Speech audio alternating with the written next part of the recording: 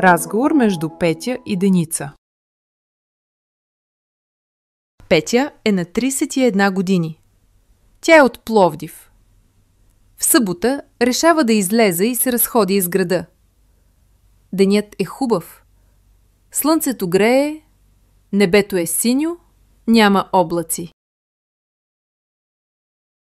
Както се разхожда, Петя гледа насреща си една красива млада жена с дълга черна коса, носеща костюм от дънки.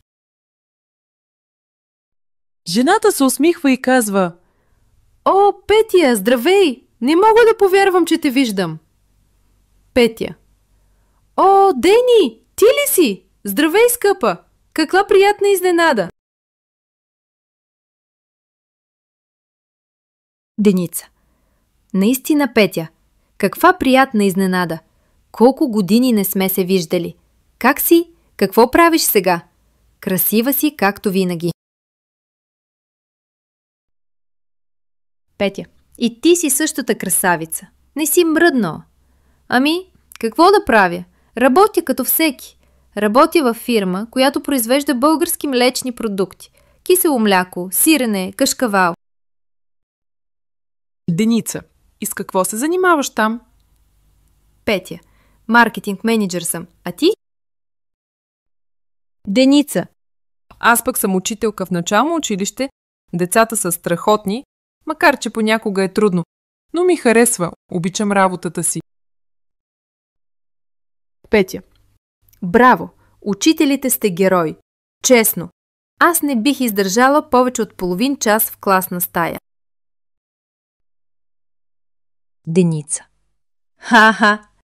И ти си героиня. Не мога да си представя какво е да се бориш за място на пазара с толкова много конкуренция.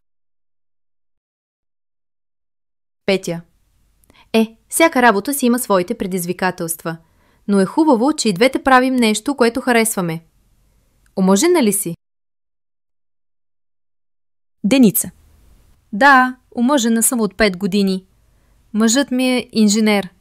Имам 2 деца. Едно момче и едно момиче. Момчето е на 5, а момичето на 3 годинки. Петя: Как се казват? Деница: Момчето се казва Николай, а момичето Катя. Петя: Красиви имена. Деница: А ти, Петя? Петя: Още не. Имам приятел, с който живеем заедно от 3 години. Вчера най-после ми предложи. Деница: О, чудесно! Кога е сватбата? Петя: Още не сме решили. Деница: Трябва да се видим на кафе скоро и да си поговорим повече. Имаме толкова много да си кажем. Петя: С удоволствие. Кажи ми телефона си. Деница казва телефонния си номер. Петя: Окей. Ще ти пиша. Радвам се, че те срещнах. Деница: И аз? До скоро, Петя. Петя: Чао, Дени.